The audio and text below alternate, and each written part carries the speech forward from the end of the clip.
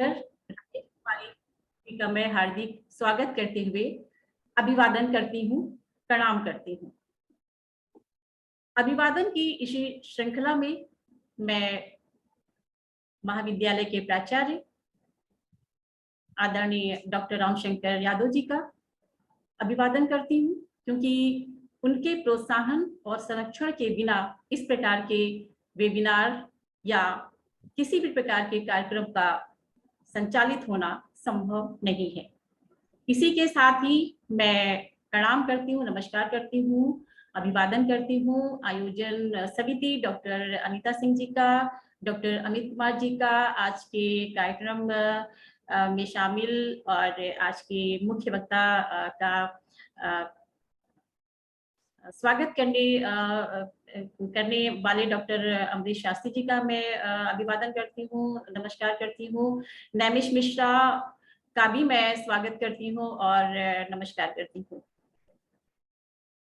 स्वागत और नमस्कार की श्रृंखला में मैं इतना जरूर कहना चाहूंगी कि राजेश दीदी भले ही औपचारिक रूप से आज हमारे इस मंच पर आमंत्रित वक्ता है, लेकिन हमारा आपसे बहुत ही पुराना और बहुत ही प्रगाढ़ रिश्ता है। हमने अपने अध्यापन जीवन की शुरुआत राजेश दीदी के प्रचारित्व काल से ही की है।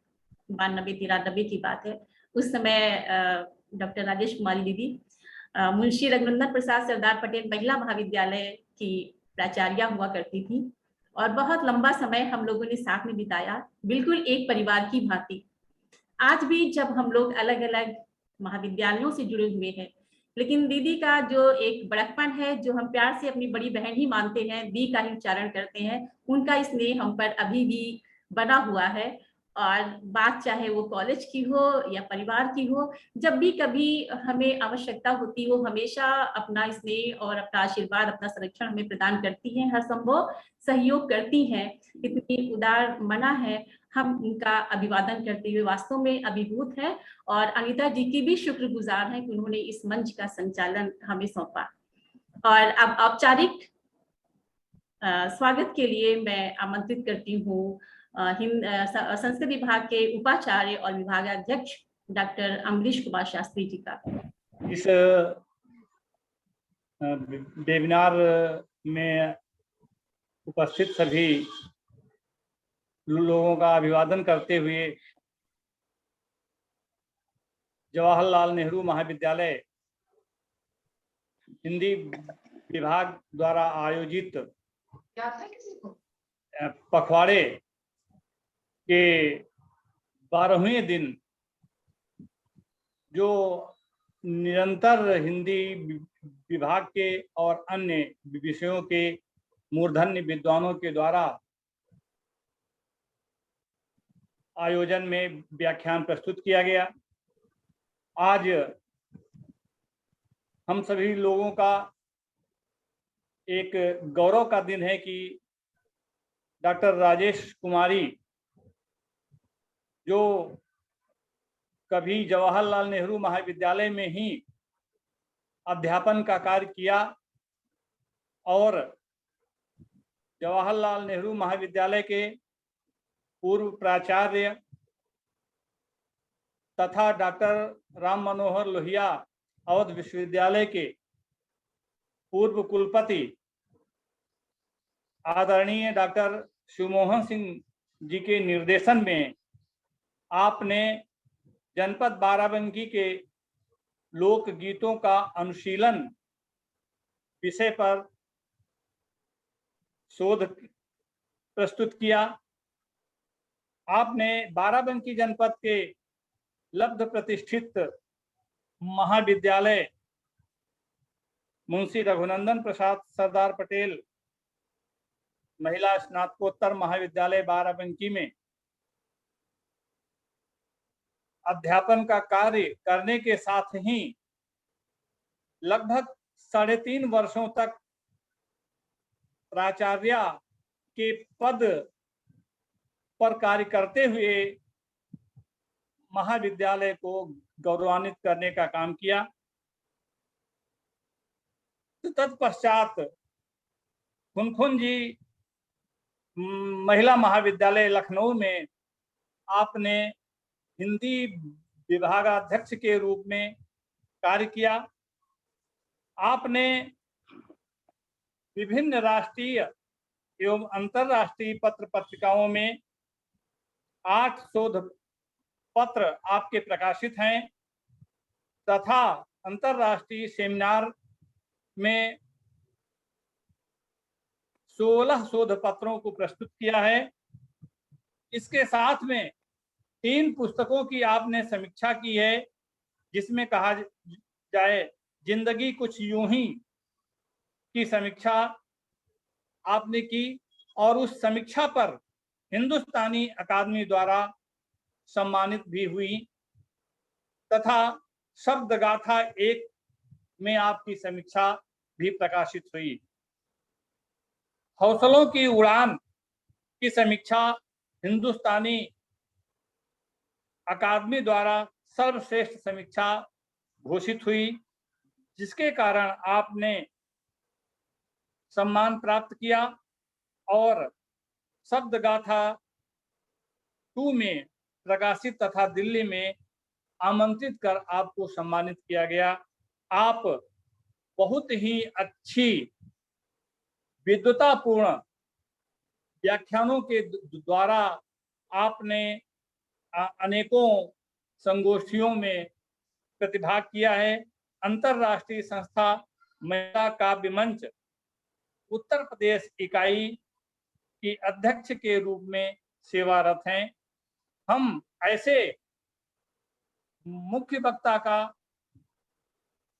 डॉक्टर राजेश कुमारी जी का अपने महाविद्यालय की तरफ से हिंदी विभाग के द्वारा, संस्कृत विभाग के द्वारा एवं समस्त विभागों के द्वारा और अपने सभी शिक्षक साथियों की ओर से आपका हार्दिक स्वागत अभिनंदन करते हैं और अभिनंदन के साथ ही हम सभी लोग आपके व्याख्यान को, जो हिंदी और राष्ट्रीय चेतना विषय पर व्याख्यान दिया जाएगा, उससे हम सभी लोग लाभान्वित होंगे।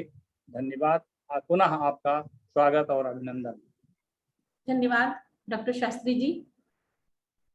और मैं डॉक्टर राजेश कुमारी, पूर्व विभागाध्यक्ष Khunkhunji girls PG college Lucknow को आमंत्रित करने से पहले मैं कुछ 2-4 बातें मैं भी कुछ बोलना चाहूंगी, अगर अनुमति मिले तो। आज का विषय है हिंदी और राष्ट्रीय चेतना। हिंदी में अगर हम राष्ट्रीय चेतना की बात करें तो हिंदी में राष्ट्रीय चेतना की भावना अनंत काल से अविरल बहती चली आ रही है। अगर हिंदी के कालों की हम बात करें तो हिंदी का जो साहित्य है, अगर हम उसको देखें तो हिंदी साहित्य को कई कालों में भागों में विभाजित किया गया है, आदिकाल से लेकर के आधुनिक काल तक। आदिकाल के चारण कवि जो कि राजाश्रय में रहते थे और राजा का गुणगान करते थे, लेकिन इसके साथ साथ उनका जो मूल उद्देश्य होता था उनकी रचना का, वह होता था जनजीवन में राष्ट्रीयता की भावना का संचार करना। अगर हम भक्ति काल की बात करें तो भक्ति काल में साहित्य का उद्देश्य आत्मा, परमात्मा, भगवान और भक्त के संबंधों को प्रकट करना था। लेकिन क्या केवल यहीं तक हिंदी सीमित रही, हिंदी साहित्य सीमित रहा? नहीं, इस काल में भी राष्ट्रीयता का स्वर बहुत ही मुखर रहा है। अगर हम मानस की बात करें तो राम राज्य की परिकल्पना हमारी राष्ट्रीय परिकल्पना के ही सर्वथा अनुरूप है। रीतिकाल में भी राष्ट्रीयता की भावना का संचार करने वाले कवियों की कमी नहीं है। जैसे महाकवि भूषण ने छत्रसाल एवं शिवाजी जैसे नायकों को पात्र बनाकर राष्ट्रीय प्रेम एवं स्वाभिमान की ज्योति जलाई है। गोरेलाल गुरु गोविंद सिंह की बाणी देश प्रेम की अलख जगाती है। आज सभी के मुख पर है गुरु गोविंद सिंह जी की पंक्तियां, चिड़ियों ते मैं बाज लड़ाऊं, गीदड़ों को मैं शेर बनाऊं, 1.25 लाख ते एक लड़ाऊं, तब गुरु गोविंद सिंह नाम कहाऊं। अगर हम बात करें आधुनिक काल की, तो भारतेंदु हरिश्चंद्र हो, चाहे मुंशी प्रेमचंद, जयशंकर प्रसाद, मैथिली शरण गुप्त, माखन लाल चतुर्वेदी, रामधारी सिंह दिनकर, श्याम नारायण पांडे, शिवमंगल सिंह सुमन, या फिर सुभद्रा कुमारी चौहान, नामों की एक अनंत, कभी ना खत्म होने वाली श्रृंखला है। सुभद्रा कुमारी चौहान जी को हम बचपन से पढ़ते चले आ रहे हैं, उनको हम कैसे भूल सकते हैं। उनकी रचना वीरों का कैसा हो बसंत, या फिर झांसी की रानी, उनकी अमर कृतियां हैं। आज भी झांसी की रानी की कुछ पंक्तियां हमें बरबस ही याद आ जाती हैं और हम उनको गुनगुनाने के लिए मजबूर हो जाते हैं। भ्रुकुटियां तन उठी राज, थोड़ा सा जोश में आके भूल जाते हैं, 2 ही पंक्तियां कह देते हैं। बूंदेले हर बोलों के मुंह, हमने सुनी कहानी थी, खूब लड़ी मर्दानी, वह तो झांसी वाली रानी थी। चमक उठी संसद तावन में, वह तलवार पुरानी थी, आदि आदि। ये ऐसी कविताएं हैं जो सुनकर के बाल मन में भी जोश को उत्पन्न कर देती है, जोश को पैदा कर देती है।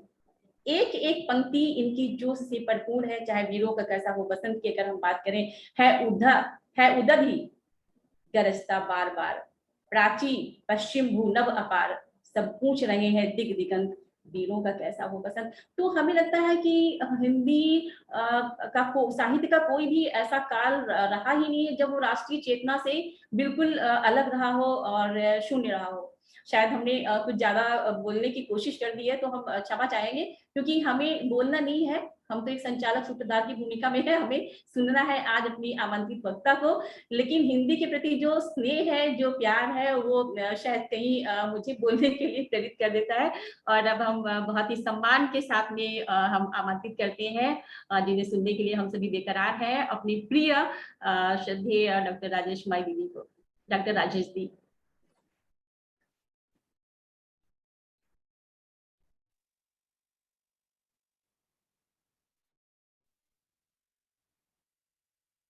बहुत बहुत धन्यवाद माधुरी जी, आपने तो बहुत कुछ कह दिया।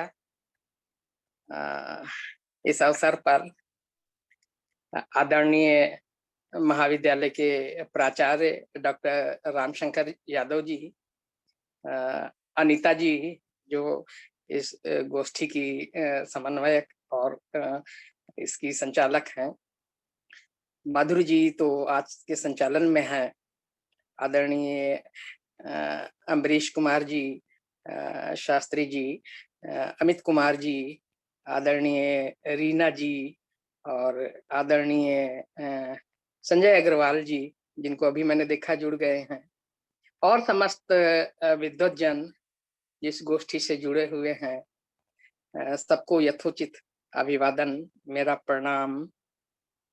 अच्छा लग रहा है आज जवाहरलाल नेहरू स्नातकोत्तर महाविद्यालय की संगोष्ठी में उपस्थित होकर के पुराने दिन भी याद आ रहे हैं निरंतर, क्योंकि मैंने सेवा ही वहीं से शुरू की थी और उच्च शिक्षा में आने का अवसर भी हमें जवाहरलाल कॉलेज से ही मिला था। सर्वप्रथम वहीं से प्रवेश प्राप्त किया, वहाँ की यादगार बनी हुई है। हमारे गुरु लोग भी वहीं थे और दोनों लोगों को हम इस समय याद करते हैं। पीएचडी उन्होंने कराया, जो अवध विश्वविद्यालय के पूर्व कुलपति पूज्य शिवमोहन सिंह जी, उन्होंने पीएचडी करवाया। और हमारे जीवन के तो गुरु बस जी थे, वो भी वहीं हमें मिले। मुख्य रूप से हम यदि कहें कि जवाहरलाल नेहरू डिग्री कॉलेज ही वह महाविद्यालय है जिसने हमें खड़ा होना सिखाया, और हम इस अवसर पर इस कॉलेज को मन से, हृदय से प्रणाम करते हैं। बहुत अच्छा लग रहा है कि इस अवसर पर हमारे पुराने साथी भी जुड़े हुए हैं।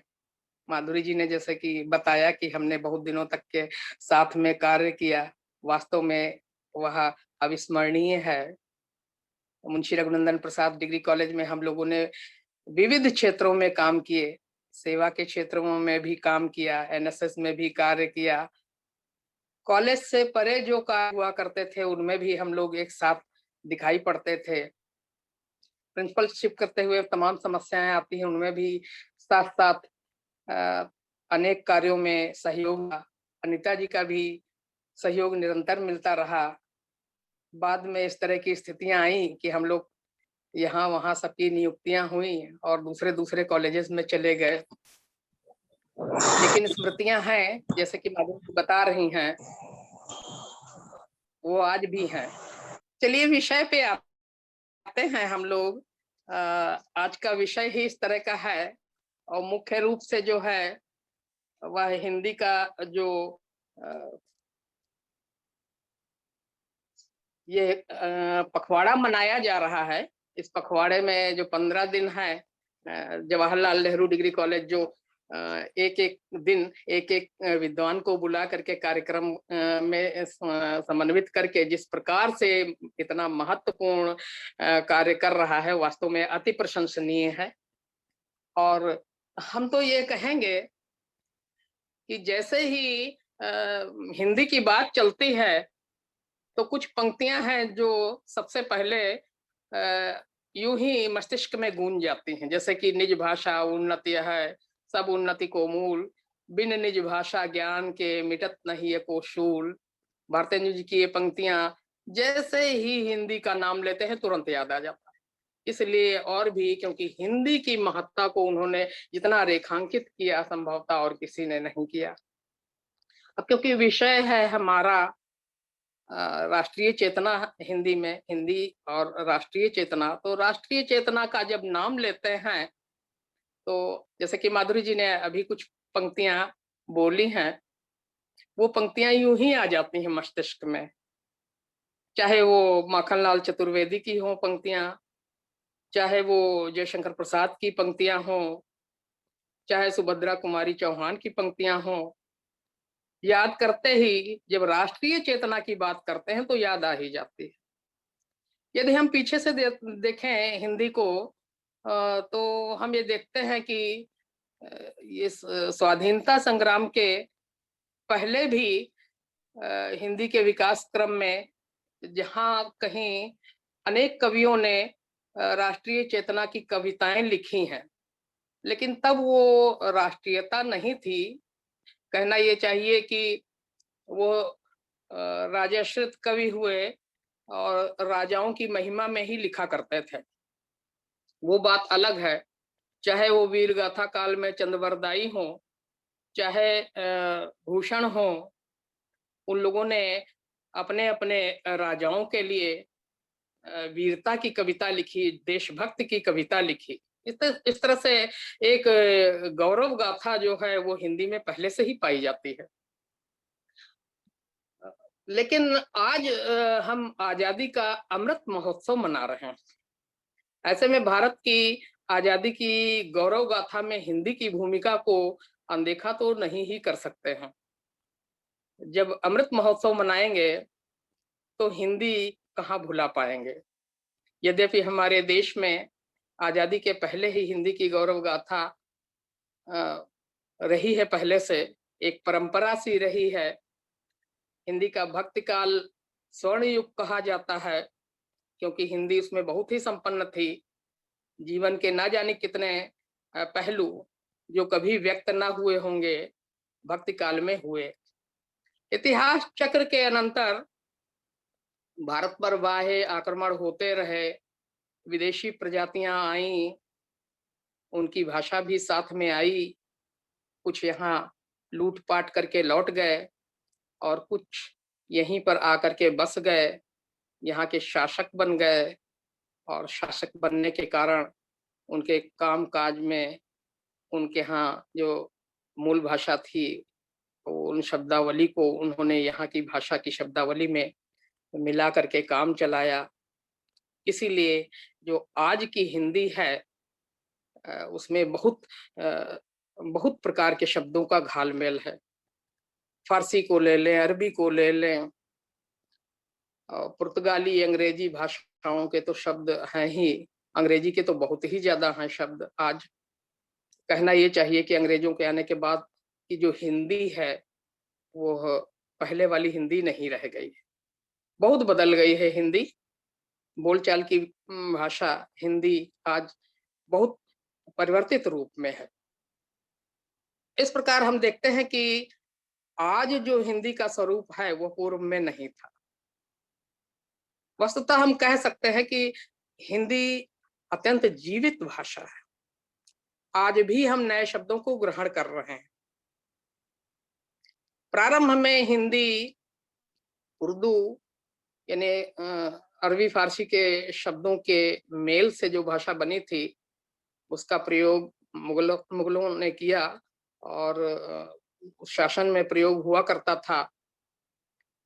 हिंदुस्तानी नाम हुआ था, हिंदी तो नहीं ही नाम ली जाती थी, लेकिन हिंदुस्तानी नाम के नाम से भारत की भाषा जानी जाने लगी थी।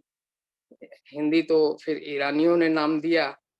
उनकी जो वस्तुएं आती थी यहाँ, या यहाँ की जो वहां जाती थी वस्तुएं, उनको वो हिंदी कहते थे, हिंदवी कहते थे।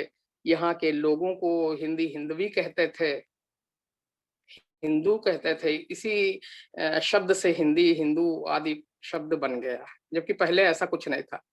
बात वैसी ही है जैसे कि अंग्रेजी शब्द जो है, अंग्रेजी भाषा के लिए अंग्रेजों ने शब्द नहीं कहा, फ्रांसीसियों ने कहा। तो इसी प्रकार से हिंदी को भी जो नाम दिया है वो ईरानियों ने दिया था। अब जो आज का परिवर्तित रूप है, तो हिंदी में बहुत प्रकार की शब्दावली का घाल-मेल। वास्तव में बहुत लोग तो यही कहते हैं कि बात-बात पर कि शुद्ध हिंदी क्या है। लेकिन जिस प्रकार से हिंदी का आगे चल के विकास होता गया, तो उसका झुकाव संस्कृत की तरफ बढ़ता गया। संस्कृत निष्ठ शब्दावली का आधिक्य हुआ और अरबी फारसी शब्दों का की कमी होती गई। इस प्रकार छायावाद तक के आते-आते हिंदी में शुद्धता बहुत अधिक आ गई थी।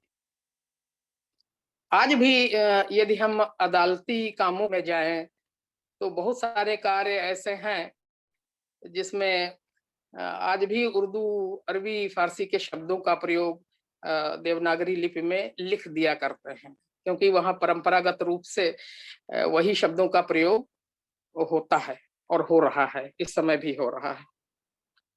लेकिन आजादी के संघर्ष के दौरान हिंदी ने बहुत बड़ी भूमिका निभाई और इसीलिए आजादी के दीवानों ने संपूर्ण स्वातंत्र्य, स्वावलंबन और स्वाभिमान के जो सपने संजोए थे, उनको बहुत उम्मीदें थीं। किसी को ये अंदाजा नहीं था कि आज आजादी के 75 सालों के बाद हम इस स्थिति में होंगे कि हमारे देश में एक राष्ट्रभाषा भी नहीं हो। कितनी दुखद स्थिति है कि हमारे देश में एक देश की राष्ट्रभाषा नहीं है। इसीलिए और भी इस विषय पर चर्चा करना आवश्यक है कि जब जरूरत पड़ती है तो हिंदी ही हिंदी दिखाई देती, लेकिन जब जरूरत नहीं जहां होती है वहां हिंदी अयोग्य हो जाती है। तो आजादी की इसीलिए चर्चा करना जरूरी हो जाती है, क्योंकि उस समय हिंदी से क्या काम किया, उस समय की मांग के अनुसार बड़ी ही सहजता से हिंदी में राष्ट्रीय चेतना का प्रसार होने लगा था।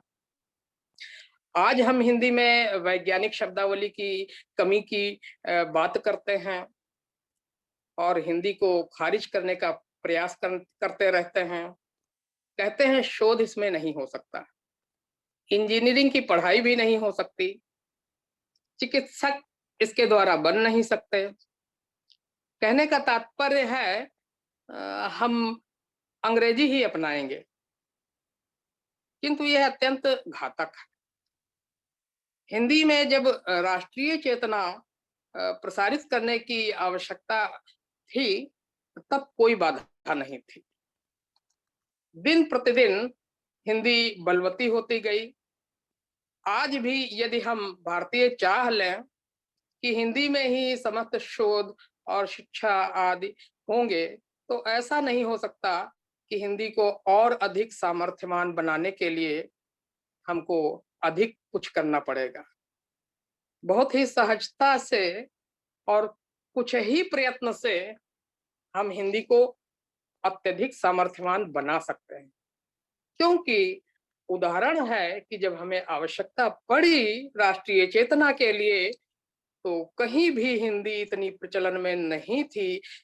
कहते हैं ना कि कोस कोस पर पानी बदले ढाई कोस पर वाणी, तो इतना ज्यादा वैविध्य था भारत में कि एक भाषा की तो समस्या थी ही, लेकिन फिर भी हिंदी ने वो समस्या दूर की थी। दुनिया में अनेक देश हैं जो अपनी ही भाषा में सब कार्य करते हैं। उनकी अपनी अपनी राष्ट्रभाषा है, वे विकसित भी हैं। चीन, जापान, दक्षिण कोरिया, फ्रांस, तुर्की आदि अपनी भाषा को महत्व देते हैं, किंतु हम बहुत पीछे रह गए हैं इस क्षेत्र में। जो कम ही समय में जिन राष्ट्रों ने अपनी भाषा को विकसित कर लिया, उनसे हमें सीखने की आवश्यकता है।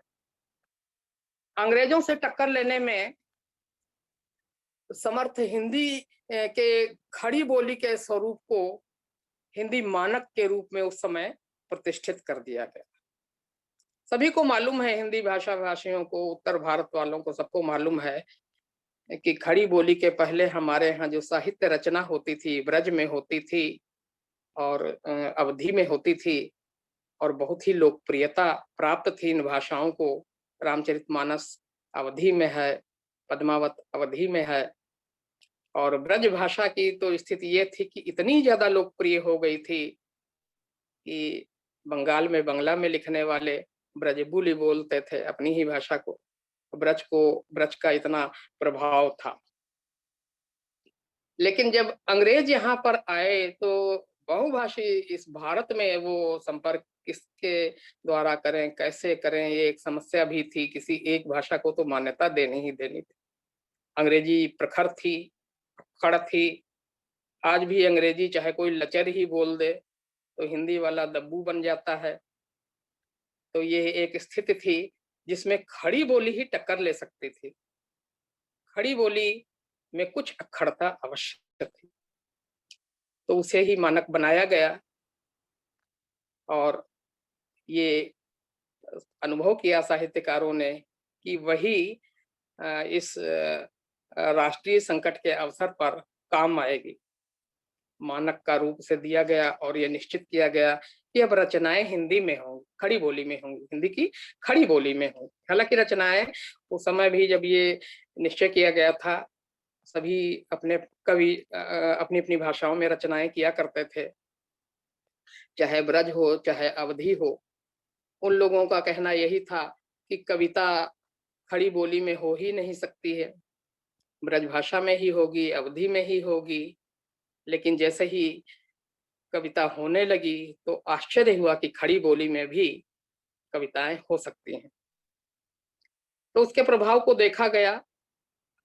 बात यह है कि केवल कविता की बात नहीं है। जब राष्ट्र संकट में था और उसको एक सूत्र में पिरोने का जो कार्य था, ये बस एक भाषा ना हो तो ये सबसे बड़ी विडंबना की बात है। हम कभी एक सूत्र में बंध ही नहीं सकते हैं। पहले भी आक्रमणकारियों ने हमारे देश में जब आक्रमण किया है तो उसमें यदि कोई कमी रही है तो यही रही है कि हम एक सूत्र में कभी बंध ही नहीं पाए। और एक सूत्र में न बंधने के कारण ही हम अनेकों बार हारे और आक्रमणकारी सफल रहे। बार बार आक्रमण का दंश झेलते रहे, लुटते रहे, मारे जाते रहे और भारत को लूटते रहे। हमारे देश में ये बहुत दिनों तक चलता रहा, हजारों वर्षों तक के ये क्रम चलता रहा। इसीलिए कभी कभी ये कहा जाता है कि केवल अंग्रेजों ने ही गुलाम नहीं बनाया था हमें, हम तो सदियों पहले से ही गुलाम थे। यानी गुलाम की स्थिति में यदि हम गुलाम बने भी तो कौन सी बड़ी बात है, जनता तो त्रस्त पहले ही थी। तो इसका एक ही कारण था कि हमारे में एकता नहीं थी। तो इस समय जो ये राष्ट्रीय चेतना की हम बात करते हैं, वो वास्तव में चेतना लाने में यदि किसी की महत्वपूर्ण भूमिका है तो वो हिंदी की ही है।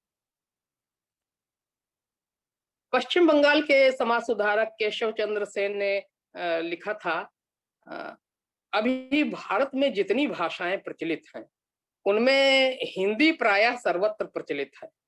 इस हिंदी भाषा को अपनाने से एकता अनायास हो सकती है। अनेक भाषा भाषी देश में सभी को एक सूत्र में बांधने का कार्य अत्यंत चुनौतीपूर्ण था। ये हिंदी ने ही किया। वस्तुतः हिंदी सहित सभी भाषाओं को यदि देखा जाए तो उनकी जननी जो है वो संस्कृत ही है। बड़ी आसानी से हिंदी समझी जा सकती है, बोली जा सकती है, सीखी जा सकती है। इसमें ये सामर्थ्य है। इसी कारण हिंदी ही राष्ट्रीय चेतना का प्रसार करने में अंत में सफल हुई। जब इसे अपनाया गया था तो कई लोगों ने प्रश्न उठाया था, लेकिन व्यवस्था यही थी कि हिंदी के अलावा और कोई उपयुक्त भाषा ठहरती नहीं थी। वस्तुतः स्वाधीनता आंदोलन की सफलता एकता पर ही निर्भर थी। 1875 ईस्वी में गुजरात निवासी स्वामी दयानंद सरस्वती जी ने सत्यार्थ प्रकाश की रचना हिंदी में की। देखिए, वो गुजरात निवासी थे, गुजराती बोलते थे, कार्य क्षेत्र उनका पंजाब था, लेकिन उन्होंने रचना लिखी सत्यार्थ प्रकाश। लोगों को बहुत प्रभावित किया इस रचना ने। आगे चलकर बंकिम चंद्र चटर्जी, नेताजी सुभाष चंद्र बोस, वीर सावरकर, काका कालेलकर, सरदार पटेल, लोकमान्य तिलक तथा महात्मा गांधी जी ने हिंदी को ही संपर्क भाषा या राष्ट्र भाषा बनाने की वकालत करते रहे। गांधी जी ने हिंदी को जन जन की भाषा बनाने हेतु उत्तर भारत ही नहीं दक्षिण भारत तक अनेक प्रयत्न किए। उन्होंने हिंदी और केवल हिंदी ही हमारी राष्ट्रभाषा बन सकती है यह कहा, यानी उन्होंने हिंदी पर बहुत बल दिया। कुल मिलाकर यह कह सकते हैं कि हिंदी वह एकमात्र शक्ति थी जिसने राष्ट्रीय आंदोलन में संपूर्ण राष्ट्र को एक सूत्र में पिरोने का कार्य किया। आजादी के आंदोलन के धार को धारा प्रदान करने हेतु हिंदी संपर्क की भाषा बन गई थी। अब हिंदी के रचनाकार मानक खड़ी बोली हिंदी में रचनाएं करने लगे। अवधी, ब्रज आदि मंद पड़ गई। इसीलिए कभी कभी कहा जाता है कि हमारे यहाँ इतनी महत्वपूर्ण भाषाएं थी, अवधी, ब्रज, इनको हम लोगों ने खुद ही खारिज कर दिया। किसी देश में ऐसा नहीं होता है, लेकिन खड़ी बोली की इतनी जरूरत थी कि उस पर बल देना पड़ ही गया। महावीर प्रसाद द्विवेदी जी ने तो सरस्वती पत्रिका के माध्यम से हिंदी में इतने सुधार किए, एक शिक्षक की भांति, कि जो ना भी चाहे खड़ी बोली में लिखना, वो भी खड़ी बोली में लिखने लगा था। राजर्षि पुरुषोत्तम दास टंडन, अयोध्या सिंह उपाध्याय हरिऔध, गणेश शंकर विद्यार्थी, माधव राव सप्रे, बाबू श्याम सुंदर दास तथा राजेंद्र प्रसाद सरीखे अनेक विद्वानों ने हिंदी को प्रतिष्ठित किया। इसीलिए स्वतंत्रता संग्राम का संदेश देश भर में हिंदी में ही प्रवाहित हुआ। आगे चलकर हिंदी के साथ अन्य दक्षिण भारतीय भाषाओं के समन्वय पर भी काम हुआ। गांधी जी ने अपने बेटे देवदास गांधी को दक्षिण भारत में हिंदी के प्रसार प्रचार के लिए दायित्व दिया। हिंदी की ही अनेक संस्थाओं ने संपूर्ण भारत में राष्ट्रीयता की अलख जगाई। कहते हैं कि 1857 की क्रांति का या स्वाधीनता आंदोलन के बाद लगभग एक दशक तक हिंदी साहित्य और पत्रकारिता में सन्नाटा छाया रहा। लीलाधर जगूड़ी ने एक जगह लिखा है कि 1957 से लेकर के 1900 तक हिंदी में आंदोलन की कहीं कोई झलक ही नहीं। लेकिन वास्तव में कुछ प्रमुख धारा के लिए उन्होंने लिखा कि वो झलक नहीं है। इतने बड़े आंदोलन चल रहे थे, तब भी हिंदी वाले क्या कर रहे थे, क्यों सन्नाटा छाया रहा। वास्तव में ये बिल्कुल सत्य नहीं है, सन्नाटा नहीं छाया रहा। हाँ, कुछ दिन अवश्य छाया रहा। इसका एकमात्र कारण क्रांति की विफलता के बाद अंग्रेजों का दमन चक्र था। अंग्रेजों ने उस समय भारतीयों पर हृदय विदारक अत्याचार किए थे। दिल्ली में खौलते कड़ाह में लोगों को जिंदा जलाकर मार डाला जाता था।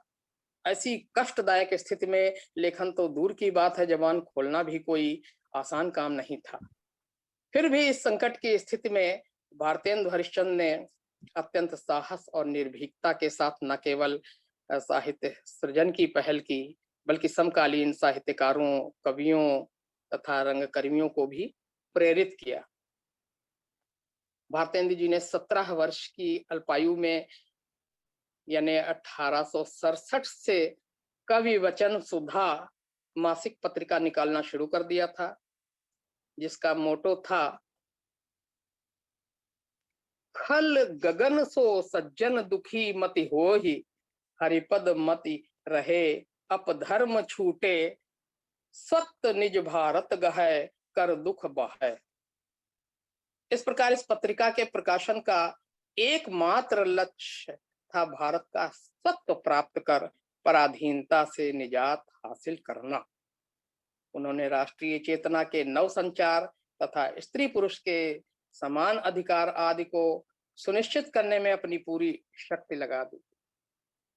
ये भी सत्य है कि थोड़े दिनों तक के जो अंग्रेजों का दमन चलता रहा, दमन तो बहुत चला और भयभीत भी रहे भारतीय।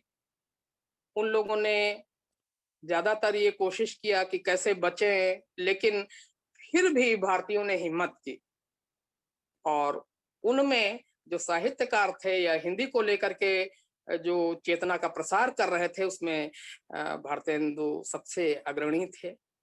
हिम्मत की उन्होंने, वैसे ही हिम्मत की जैसे कबीरदास जी अपने समय में इतनी खूंखार स्थिति में भी उन्होंने चाहे हिंदी, चाहे वो ब्राह्मण हो, चाहे वो मुल्ला मौलवी हो, सबको फटकार लगा रहे थे, साहस का काम कर रहे थे। वैसे ही भारतेंदु जी ने भी बहुत ही साहस का कार्य किया और अपने ढंग से उन्होंने हिंदी के माध्यम से एक प्रकार से राष्ट्रीय चेतना जागृत करने का कार्य प्रारंभ कर दिया था। उनकी रचना है, सभी लोग जानते हैं, भारत दुर्दशा। उसमें उन्होंने स्पष्ट लिखा है, भय अंध पग पंगु सब दीनहीन विलखाई, हा हा भारत दुर्दशा न देखी जाई, अंग्रेज राज सुख साज सजे सब भारी, पै धन विदेश चली जात यह अति ख्वारी। बहुत लोग तो ये कहते हैं कि उस समय की स्थिति ऐसी थी क्योंकि पहले से ही भारत गुलाम रह चुका था बहुत दिनों तक के। उसके लिए क्या है, मुगल गए तो अंग्रेज आए। उसके लिए केवल यही कष्ट था कि अंग्रेजों के शासन में अपना देश जो है वो खोखला होता जा रहा है, धन विदेश चला जाएगा तो हम लोग फिर क्या करेंगे, यही एक कष्ट था। लेकिन अंग्रेजों का जो कानून का शासन था वो कहीं ना कहीं अच्छा भी लगता था, इसीलिए कहा अंग्रेज राज सुख साज सजे सब भारी, पै धन विदेश चली जाती है अति ख्वारी। यानी कहने का तात्पर्य यही है कि यदि दुख है तो धन जाने का। तो अंग्रेजों के अत्याचार और भारत दुर्दशा देखकर उन्होंने कवि वचन सुधा में एक जगह लिखा है, 1874 की बात है, 16 जुलाई का अंक है। उसमें उन्होंने बड़े ही साहस के साथ लिखा है, अमेरिकी उपनिवेश की तरह भारत भी अंग्रेजों से आजाद हो जाए, 20 करोड़ भारतवासियों पर 50,000 अंग्रेज शासन करते हैं, ये लोग प्रायः शिक्षित और सभ्य हैं, परंतु उन्हीं लोगों के अत्याचार से भारतवासी दुखी रहते हैं। उन्होंने भारतीयों को अपने उद्योग धंधों को शुरू करने की सलाह देते हुए लिखा, नहीं तो अंत में यहाँ का सब धन विलायत चला जाएगा, तुम मुंह बाए रह जाओगे। ये बहुत बड़ी बात थी कि उन्होंने लिखा। ऐसी बातें लिखने वालों को तो तुरंत अंग्रेज दंडित करते थे, पता नहीं कहां से वो बच गए थे। भारतेंदु जी की कुछ और पंक्तियां हैं, उन्होंने अपील की है जो बहुत दूर तक के गई। उन्होंने लिखा, भीतर भीतर सब रस चूसे, हंसी हंस के तन मन धन मूसे, जाहिर बातन में अति तेज, क्यों सखी साजन नहीं अंग्रेज। कितना स्पष्ट उनका कथन है अंग्रेजों के प्रति, और ये पूरे देश भर में फैल गया। भारतेंद्र जी की लगभग 22 वर्षों तक की हिंदी की सेवा हिंदी साहित्य तथा पत्रकारिता से राष्ट्रीय चेतना का संचार करती रही। स्तुत्य है, जब कभी हिंदी का नाम लिया जाता है, भारतेंद्र जी राष्ट्रीय चेतना फैलाने वालों में अग्रणी रहे हैं। भारतेंदु साहित्य मंडल के ओजस्वी साहित्यकार पंडित बालकृष्ण भट्ट ने हिंदी प्रदीप का उन्हीं दिनों में प्रकाशन शुरू किया था, जिसका मुख्य उद्देश्य हिंदी भाषा एवं साहित्य को विकसित और परिवर्धित करने के साथ ही देशवासियों में राष्ट्रीयता और भारतीयता की भावना को प्रबल करना था। कर्मयोगी प्रेस से छपती थी प्रदीप। पंडित माधव शुक्ल की एक कविता थी, शीर्षक है बम क्या है। जैसे ही निकली, उन्होंने ब्रिटिश सरकार पता नहीं किसी ने खबर कर दी और उनको को भाजन होना पड़ा। प्रेस भी बंद हो गया और पत्रिका भी बंद हो गई। तो इस समय संकट तो थे ही, जो भी कार्य हुआ करते थे तो बहुत बचना पड़ता था अंग्रेजों से।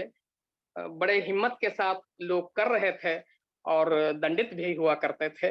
इसीलिए कहते हैं राष्ट्रीय चेतना कोई सहज कार्य नहीं था। उसी समय लखनऊ से प्रकाशित उर्दू अवध पंच की तरह हिंदी पंच का प्रकाशन प्रारंभ हुआ। उत्तर प्रदेश में जनपद प्रतापगढ़ के कालाकाकर के राजा रामपाल सिंह ने 1885 में उत्तर भारत का पहला हिंदी दैनिक हिंदुस्तान प्रकाशित किया, प्रारंभ हुआ, और पंडित मदन मोहन मालवीय ने 1887 में इसके संपादन का भार संभाला था। और इस पत्र ने हिंदी की एक लहर सी दौड़ा दी थी। यानी पत्रिकाओं के माध्यम से उत्तर भारत में राष्ट्रीय चेतना का बहुत संचार हुआ था। केवल कविताएं ही नहीं थी, पत्रकारिता बहुत महत्वपूर्ण थी। यानी हिंदी का प्रयोग पत्रकारिता में खूब होने लगा। इसके पहले वर्ष में इसके कुछ ही पहले 1871 में अल्मोड़ा अखबार ने हिंदी भाषा साहित्य के साथ पर्वतवासियों में स्वाधीनता की ललक जगाई थी। और इसके अतिरिक्त कलकत्ता से 1878 को भारत मित्र और हिंदी बंगवासी भी प्रकाशित हुए। फिर वर्ष 1900 आया और 1900 में भारत की सर्वश्रेष्ठ हिंदी पत्रिका सरस्वती का प्रकाशन हुआ। इससे सभी परिचित हैं। यह वह समय था जब हिंदी भाषा के पठन पाठन और लेखन के प्रति देशवासियों में अधिक रुचि नहीं थी। सरस्वती के 12वें अंक में किसी ने लिखा था कि लेखकों को हिंदी लिखने की ओर कम रुचि है। कारण यह है कि जो संस्कृत के विद्वान हैं वो हिंदी की ओर देखते तक नहीं, और जो अंग्रेजी के विद्वान हैं वे हिंदी लिखना भी अनुचित समझते हैं। लेकिन इस प्रकार आहत करने वाली बातें अवश्य थी। फिर भी द्विवेदी जी के प्रयास से इस पत्रिका के माध्यम से हिंदी को बढ़ावा खूब मिला। पत्रिका में ने पूरे हिंदी जगत में नए प्राणों को संचालित कर दिया। और इसी समय वीर सावरकर ने भी हिंदी में एक रचना लिखी जिसका नाम है 1857 का स्वातंत्र्य समर। ये पुस्तक भी हिंदी में लिखी गई थी और इसको पढ़ करके सरकार ने तुरंत इसको बाधित कर दिया, यानी इस पर प्रतिबंध लगा दिया। इस प्रकार से हिंदी की जो राष्ट्रीय चेतना जगाने वाली कुछ रचनाएं हुआ करती थी उनको तुरंत प्रतिबंधित कर दिया जाया करता था। सन 1905 में बंग भंग हुआ। ये बहुत बड़ा आंदोलन था। भारतीय स्वाधीनता संग्राम में क्रांतिकारी परिवर्तन इसने उत्पन्न कर दिया था। संपूर्ण देश में राष्ट्रीय चेतना और बलिदान का सागर मानो हिलोरे लेने लगा था। हिंदी में अनेक समाचार पत्रों ने जन जन में राष्ट्रीय चेतना भर दी थी। स्वराज, अभ्युदय, हिंदी केसरी, आनंद, कर्मयोगी, हंस, आज, अल्मोड़ा अखबार, प्रताप, अवधवासी, शक्ति, चांद, आर्यमित्र, महारथी, सैनिक, संघर्ष, संग्राम, नव संदेश आदि अनगिनत पत्रों का प्रकाशन इस समय हुआ। इसके अलावा भी बहुत सारे इतने ही और होंगे जो कहा नहीं जा सकता है और हों, प्रकाश में नहीं आए। बहुत सारे भूमिगत पत्र भी उस समय चल रहे थे, यानी सरकार जान न पाए। कोई हाथ से लिख रहा था, कोई पत्रिकाएं हस्तलिखित ही भीतर चली जाती थी, सरकार को पता ही नहीं चलता था, क्योंकि राष्ट्रीय चेतना उनसे फैलाने का एक ही लक्ष्य हुआ करता था। और यदि राष्ट्रीय चेतना फैलाने में इस प्रकार के प्रयास किए जा रहे थे तो सरकार दंडित निश्चय ही करती। तो बहुत प्रखर लेखक जो हुआ करते थे इस प्रकार से अपनी चेतना को प्रसारित कर रहे थे, यानी राष्ट्र के प्रति अपनी जिम्मेदारियों का निर्वहन कर रहे थे। इसी के साथ महात्मा गांधी जी ने सत्याग्रही का प्रकाशन किया। जबलपुर से पंडित माखनलाल चतुर्वेदी जी ने कर्मवीर का प्रकाशन किया। ब्रिटिश सरकार ने उनके ऊपर राजद्रोह का आरोप लगाकर जेल भेज दिया। जेल से छूटते ही उन्होंने किया ये कि सबसे पहले जाकर के एक जो सभा की, और उस सभा में जो है वो क्योंकि इतने उग्र हो चुके थे कि उन्होंने साहित्य सम्मेलन में ये प्रस्ताव पास कर दिया कि सभी साहित्यकार अपनी रचनाएं स्वाधीनता प्राप्त करने के उद्देश्य से लिखें। सोचिए कितना बड़ा प्रस्ताव था, यानी रचनाकार और कुछ ना लिखें तो केवल वही रचनाएं लिखें जिनसे कि स्वाधीनता प्राप्त की जा सके। तो ये बहुत बड़ी अपने में बात थी और ये बहुत बड़ा निर्णय था, क्योंकि जेल में वो तो पहले से ही बंद थे और फिर भी नहीं डरते थे कि चाहे अंग्रेज उन्हें मारे या कुछ भी करे। कवित्री सुभद्रा कुमारी चौहान ने उन्हीं से प्रेरित होकर के फिर झांसी की रानी की रचना की थी। माखनलाल चतुर्वेदी के इसी कथन से प्रेरित हुई थी और उन्होंने लिखा था। माधुरी जी ने भी उसकी चर्चा भी की है। चमक उठी सन 57 में वह तलवार पुरानी थी, बुंदेले हर बोलों के मुख हमने सुनी कहानी थी, खूब लड़ी मर्दानी वह तो झांसी वाली रानी थी। वो समय तो बहुत चर्चा में हुआ करती थी। मुझे लग रहा है कि हम लोग जब पढ़ते थे तो हम लोग भी उछल उछल के ये गाया करते थे।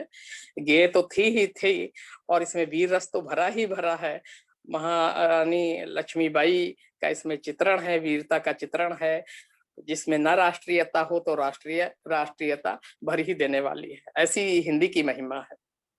उनकी इस अकेली कविता ने पूरे देश में हलचल पैदा कर दी। स्वयं माखनलाल चतुर्वेदी जी ने भी एक क्या बहुत सारी कविताएं लिखी हैं, लेकिन एक कविता है उनकी पुष्प की अभिलाषा, वो बहुत ही ज्यादा प्रचलित हो गई थी। और आज भी बहुत जैसे ही राष्ट्रीय चेतना की बात आती है तुरंत ये पंक्तियां आ जाती हैं सामने। मुझे तोड़ लेना वन माली, उस पथ पर देना तुम फेंक, मातृभूमि पर शीर हाने, जिस पथ पर जाए वीर अनेक। बड़ी प्यारी सी कविता है, छोटे शब्दों में, थोड़ी सी शब्दों में बहुत बड़ी बड़ी बातें चतुर्वेदी जी ने इसमें संगुम्फित कर दी। ये कविता आज भी राष्ट्रीय चेतना का नाम लेने पर सामने आ जाती है और फिर से जोश उसी तरह भरने लगती है। भारतीय स्वतंत्रता संग्राम अनेक दिशाओं में प्रयास हो रहे थे। सबसे बड़ी साधना हिंदी पत्रकारिता की रही, जिसमें जन आंदोलन को जिस प्रकार से अग्रसर किया वह बड़े गौरव की बात।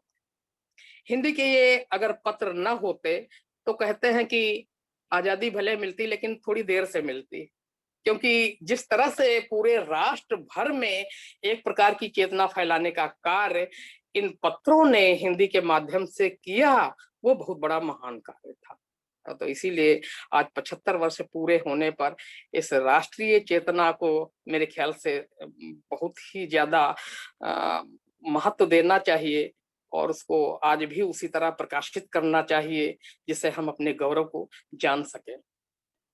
यदि हम पत्रकारिता के आगे बढ़े तो नाटकों के क्रम में जाएं तो भी भारतेंदु जी ही मिलते हैं हमें सर्वप्रथम।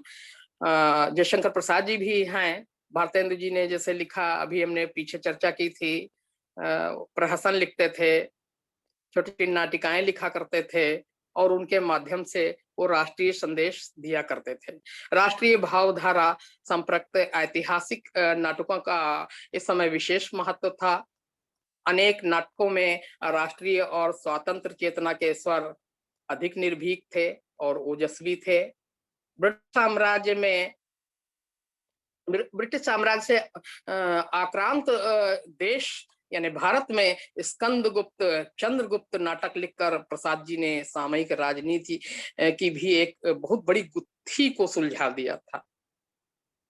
वास्तव में नाटकों के माध्यम से ही राष्ट्रीयता की भावना भरना, देश प्रेम को जागृत करना साहित्य का काम हुआ करता था। प्रसाद जी ने ये महत्वपूर्ण भूमिका का निर्वहन हिंदी के माध्यम से किया। स्कंदगुप्त नाटक का एक पात्र प्रणदत्त कहता है, देश के बच्चे भूखे हैं, नंगे हैं, असहाय हैं, कुछ दो बाबा। प्रणदत्त आखिर कैसी भीख चाहता है? क्या भीख मांगने से देश का उद्धार होगा?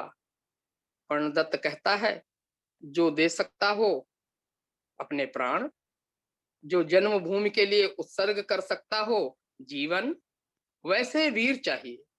कोई देगा भीख में? प्रणदत्त की याचना के उत्तर में पहले स्कंदगुप्त और फिर जनता में से वीर देश रक्षा के लिए आगे आ जाता। बहुत बड़ा उदाहरण है स्कंदगुप्त का है। चंद्रगुप्त में भी इसी प्रकार से देशभक्ति, राष्ट्रभक्ति भरी हुई है। हमारी ये देश की महत्ता है और प्रसाद जी ने इसको इसी आंदोलन के दौरान लिखा, जनता के सामने रखा गया। लेकिन विडंबना ये है कि उस समय जो रंगमंच का संचालन आदि किया करते थे, वो ये कहते थे कि प्रसाद जी के नाटक मंचन करने योग्य नहीं है। उन्हें लगता था उनके योग्य मंच ही नहीं है, तो मंचित बहुत कम किया। लेकिन फिर भी पढ़े गए तो नाटक अभिनय की दृष्टि से अनुपयुक्त बता करके उनको खारिज किया गया, मंचित नहीं हुए। लेकिन पढ़े गए, आज भी पढ़े जा रहे हैं, ये एक बड़ी बात। 1916 की बात है। आचार्य रामचंद्र शुक्ल की राष्ट्रीय आंदोलन में सक्रियता देख करके, उनकी भागीदारी को देख करके, क्योंकि जो नाटक आदि हुआ करते थे वो मंचित कराया करते थे, स्वातंत्र की चेतना जगाने की भनक सरकार को लग गई। नौकरी करते थे इलाहाबाद बैंक में, तुरंत उनका ट्रांसफर कलकत्ता कर दिया गया है। यानी कहने का तात्पर्य ये है कि वो कहीं जिस अभियान से जुड़े हुए हैं वो अभियान सफल ना हो। तो ये हिंदी की ही महिमा है। कुंवर चंद्र प्रकाश सिंह जी ने एक जगह लिखा है कि इन अभिनयात्मक प्रयासों से महामना मालवीय जी का आशीर्वाद और राजर्षि पुरुषोत्तम दास टंडन जी का सहयोग प्राप्त रहता था। बहुत बड़ी हस्ती हैं ये लोग। इन लोगों का सहयोग मिलता था। माधव शुक्ल, रास बिहारी तथा महादेव भट्ट जैसे अभिनेता कहीं न कहीं इनके आगे पीछे पुलिस लगी रहती थी, क्योंकि ये लोग अभिनय करते थे और उन्हें लगता था कि ये अभिनय करेंगे तो निश्चय ही राष्ट्रभक्ति का प्रचार प्रसार होगा।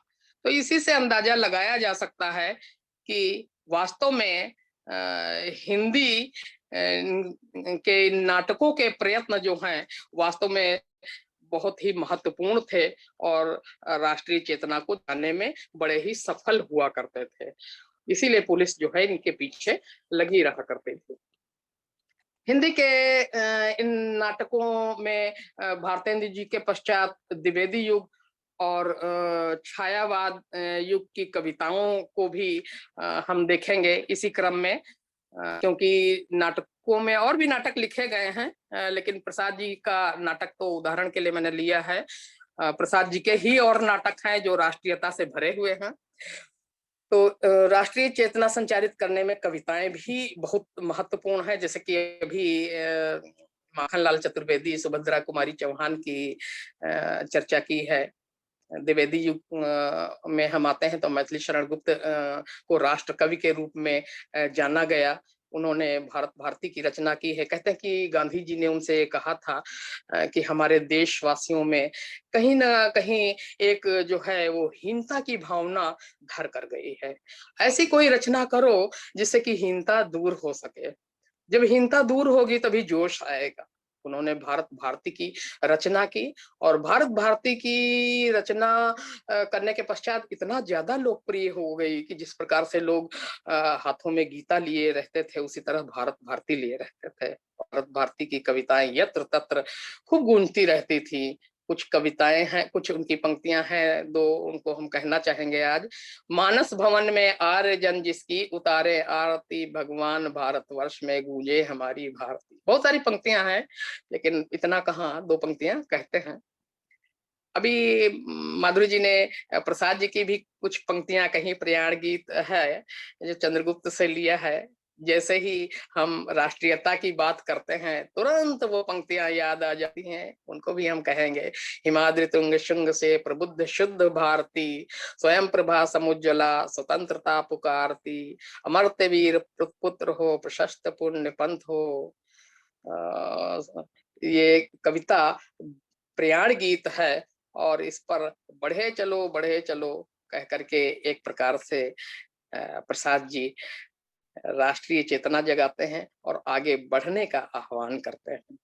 यद्यपि कविता की भाषा संस्कृत निष्ठ है, शब्दावली कुछ ज्यादा प्रखर हो गई है, लेकिन फिर भी लोगों ने खूब याद किया था और कंठहार बन गई थी। एक और कविता है उनकी, नाटक की ही है, चंद्रगुप्त।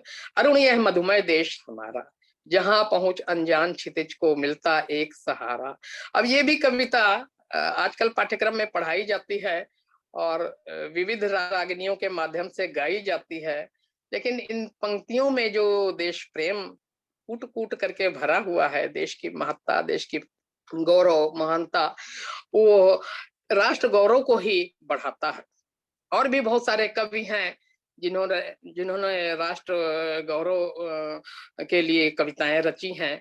प्रसाद जी का ही महाराणा का महत्व है, उनकी ऐसी रचना है जो राष्ट्रीय भावना को सीधे व्यक्त करती है।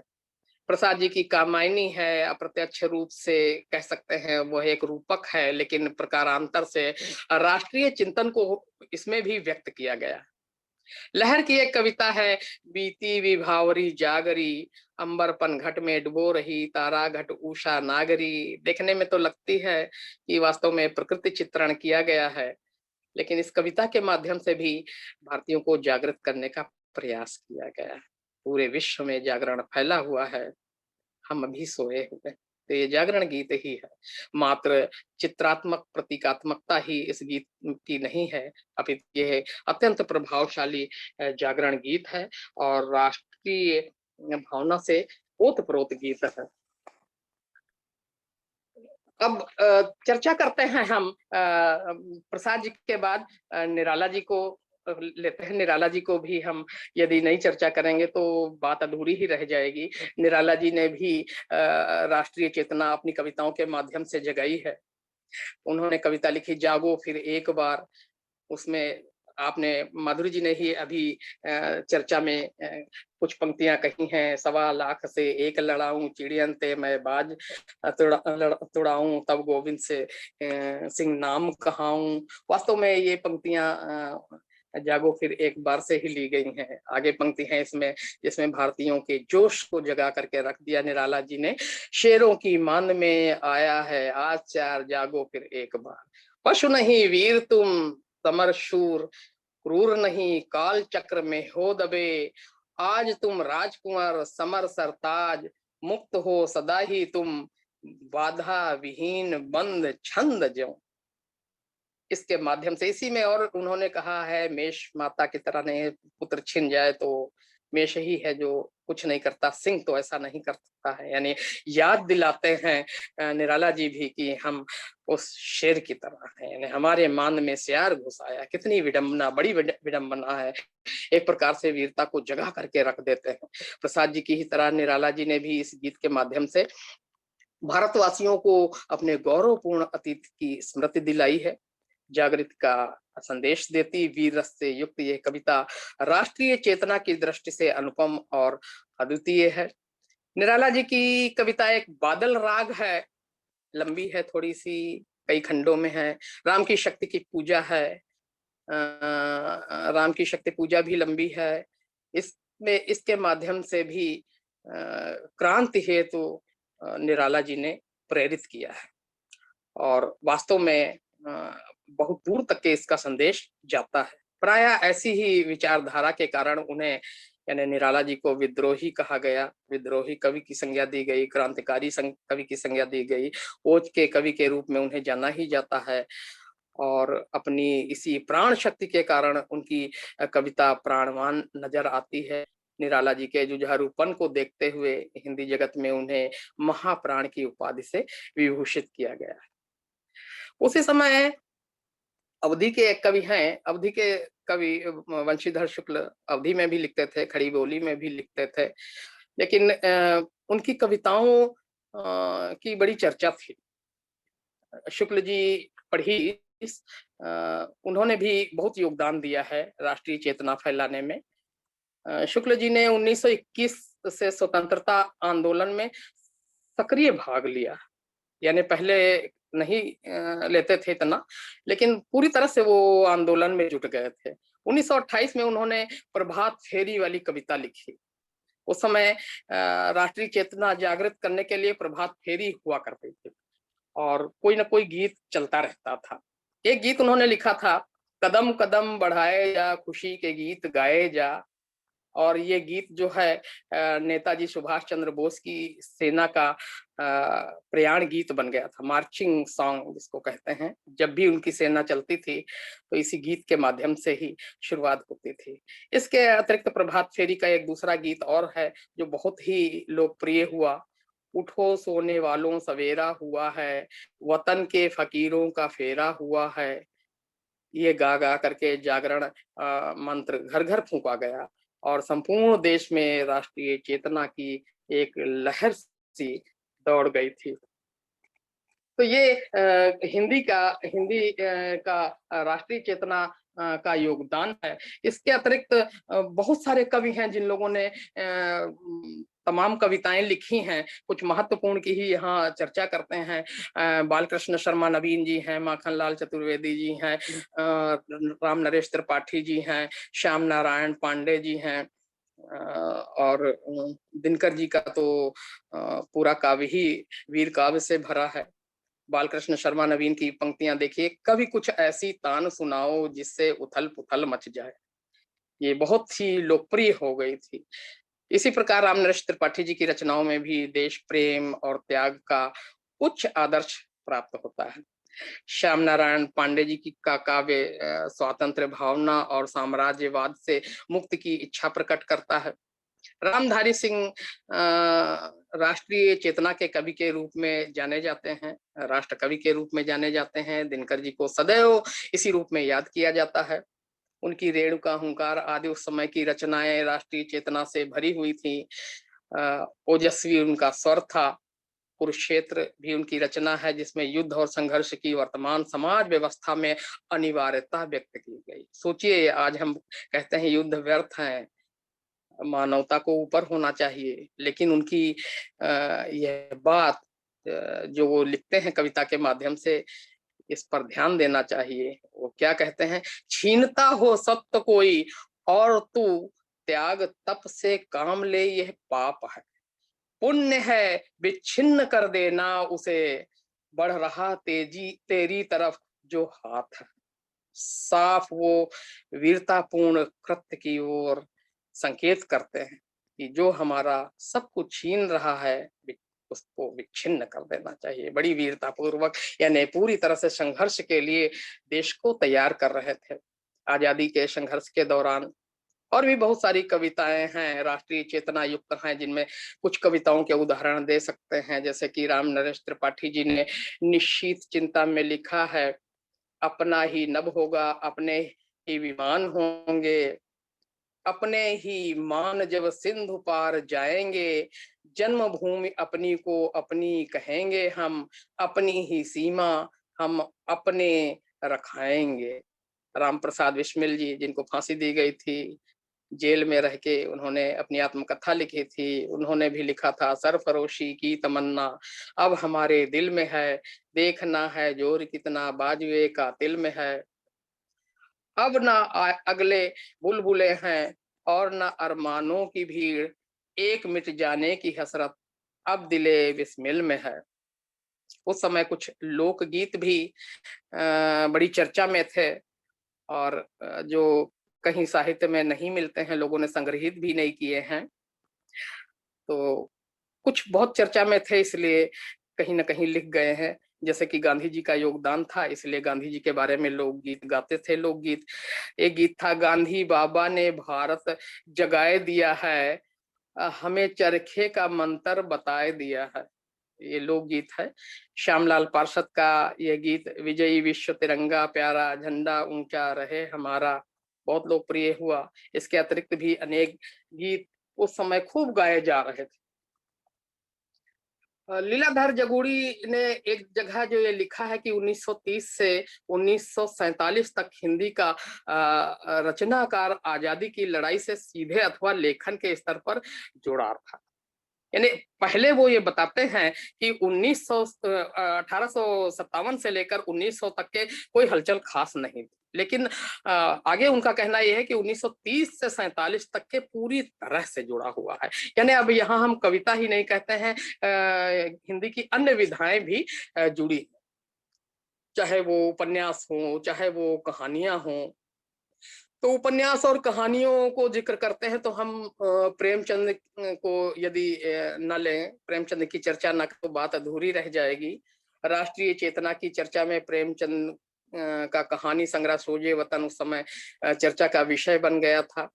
उसमें 5 कहानियों का संग्रह था और उसको पुलिस ने जब्त कर लिया था। सोजे वतन का अर्थ है देश का दर्द, और सभी कहानी उर्दू में थी।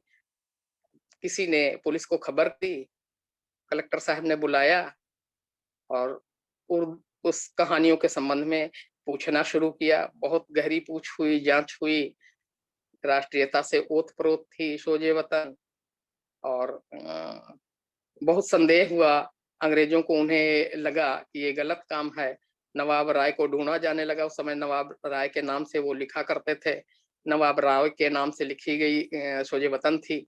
उन्हें थाने में बुलाया गया और कहा गया तुम बगावत फैला रहे हो। कलेक्टर ने मुंशी जी को सख्त हिदायत दी और फिर बाद में छोड़ दिया गया, लेकिन साथ में ये भी कहा गया कि आगे जब वो लिखें तो उनको दिखा लिया करें। अब सोचिए, वो रोज लिखते थे, कहाँ तक उनको दिखाएं। फिर उनके ही मित्र थे, उन्होंने उनको समझाया और फिर उन्होंने उसी दिन से नाम बदल दिया। अब नवाब राय के बजाय फिर प्रेमचंद के रूप में आने लगे, और लेखन में भी परिवर्तन हुआ। आदर्शवाद से वो यथार्थवाद में आ गए। गांधी जी का तो प्रभाव था ही था। थोड़े दिनों बाद फिर उन्होंने नौकरी तक छोड़ दी। तो प्रेमचंद जी का मन बहुत व्यथित हुआ था इस घटना से, और फिर वो प्रेमचंद हो गए थे। प्रेमचंद जी की चर्चा करते हैं तो 2 बैलों की कथा जो है चर्चा की बात है। 2 बैलों की कथा पढ़ते हैं, सतही तौर पर पढ़ जाए तो लगता है कि हमारे गांव की एक कथा है और कुछ नहीं है। वैसे भी वो गांव की इस तरह की कथाएं लिखा ही करते थे। लेकिन राष्ट्रीय स्वतंत्रता संग्राम के परिप्रेक्ष्य में देखी जाती हैं कुछ रचनाएं, तो उसमें देशवासियों की दुर्दशा को ही मुख्यतः चित्रित करना उनका ध्येय रहा करता था। उन्होंने इस कहानी में लिखा है, सीधापन, भारतीयों का सीधापन संसार के लिए उपयुक्त नहीं है। भारतीयों को सीधापन छोड़कर जापान का रास्ता अपनाना चाहिए। देखिए ना, भारतवासियों को अफ्रीका में क्या दुर्दशा हो रही है। क्यों अफ्रीका में उन्हें घुसने नहीं दिया जाता? बेचारे शराब नहीं पीते, 4 पैसे उस समय के लिए बचा कर रखते हैं। अगर वे भी ईंट का जवाब पत्थर से देना सीख जाते तो शायद सभ्य कहलाने लगते। जापान की मिसाल सामने है। एक ही विजय ने उसे संसार की जातियों में गण्य बना दिया। अब देखिए, कहानी लिख रहे हैं, 2 बैलों की कथा, बात कहां तक जाती है। यानी प्रारंभ में ही उन्होंने संकेत कर दिया कि कहानी के माध्यम से वो कहना क्या चाहते हैं। बहुत बड़ी सीख उन्होंने भारत को दी है, बहुत बड़ी चेतना जगाई है।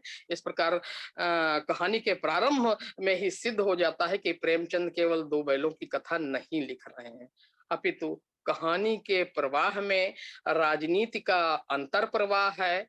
उसमें न केवल अपने देशवासियों की शोषण के जुए के नीचे जुतने की नियति है, अपितु उससे निस्तार पाने के लिए सुलगता विद्रोह भी वाणी पाता है।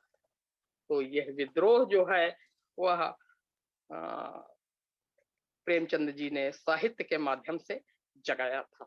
इस तरह से उदाहरण के रूप में एक ही कहानी लिया है, वैसे तो बहुत सारी कहानियां थी उस समय कि प्रेमचंद की ही है, और कहानियां हैं, उपन्यास है, कर्मवीर भी पढ़ सकते हैं, और भी तमाम हैं जिनके माध्यम से हम देखते हैं कि कुछ ना कुछ उन्होंने देश की जनता में जोश भरने के लिए, राष्ट्रीयता की भावना को जगाने के लिए उन्होंने लिखा है।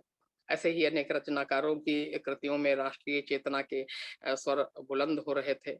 महात्मा गांधी, गोपाल कृष्ण गोखले, लोकमान्य तिलक, पंडित जवाहरलाल नेहरू आदि स्वाधीनता संग्राम सेनानियों के अधिकांश भाषण हिंदी में ही होते रहते थे।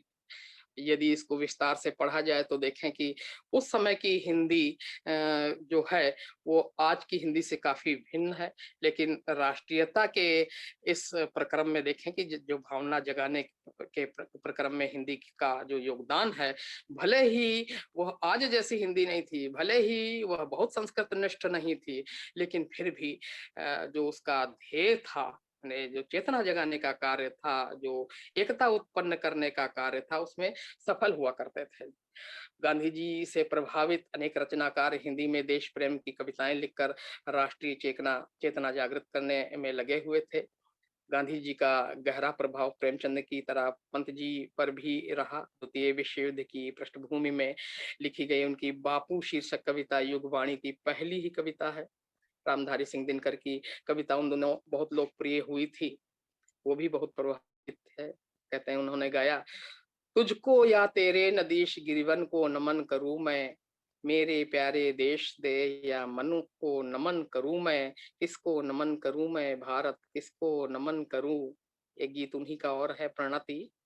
उसमें उन्होंने लिखा, कलम आज उनकी जय बोल, जला अस्थियां बारी बारी, छिटकी जिनसे चिनगारी, जो चढ़ गए पुण्य वेदी पर, लिए बिना गर्दन का मोल, कलम आज उनकी जय बोल। अंत में हम कह सकते हैं कि हिंदी की कलम ने राष्ट्र में राष्ट्रीय चेतना प्रसार करने में अद्वितीय योगदान दिया है।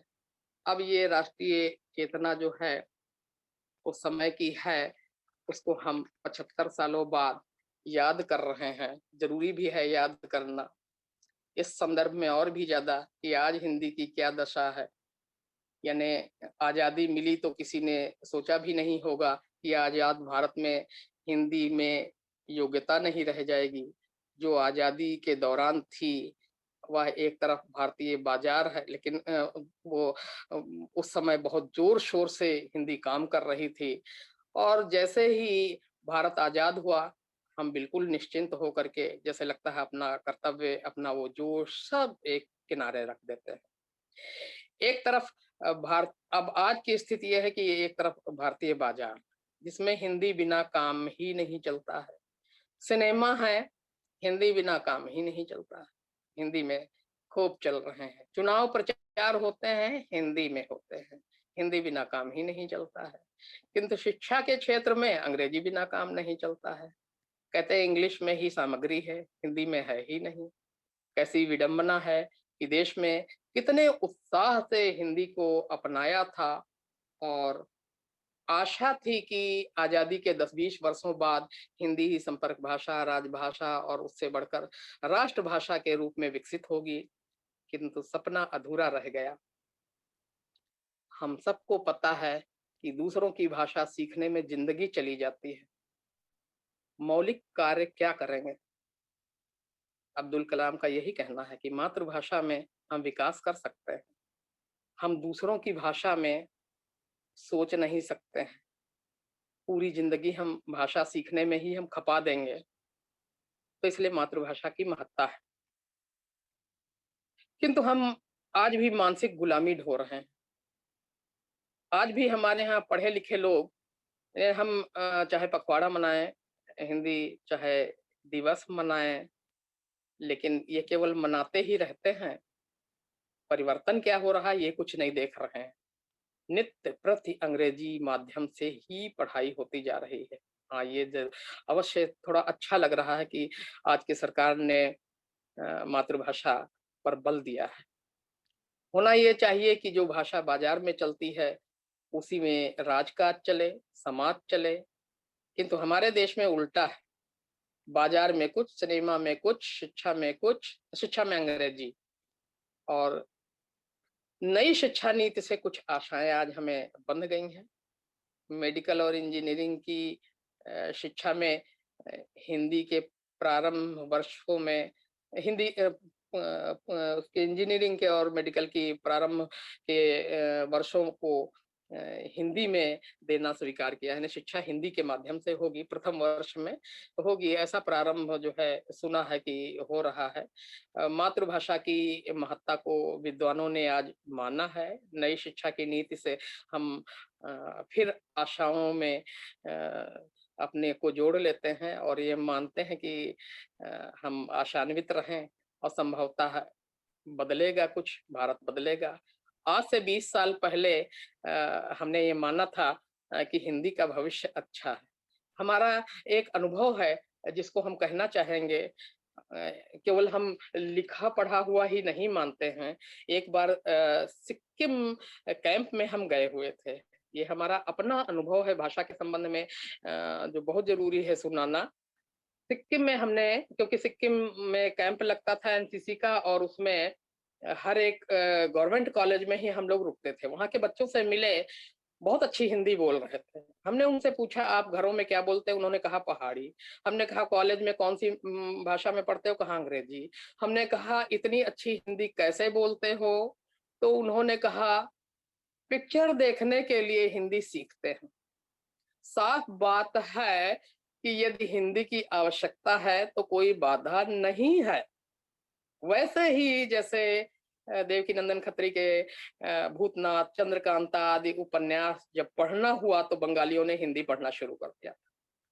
तो इस तरह से हम ये मानते हैं कि यदि हम पीछे पड़ जाएं, यदि हम ये समझें कि हमें हिंदी में ही सब कुछ करना है, तुर्की देश की तरह जिसने आजाद होते ही एक क्षण नहीं गवाया, वहां के शासक से पूछा कि कितने दिन लगेंगे राष्ट्रभाषा को अपनी तुर्की को राष्ट्रभाषा बनाने में? उनके मंत्रियों ने कहा 1 वर्ष।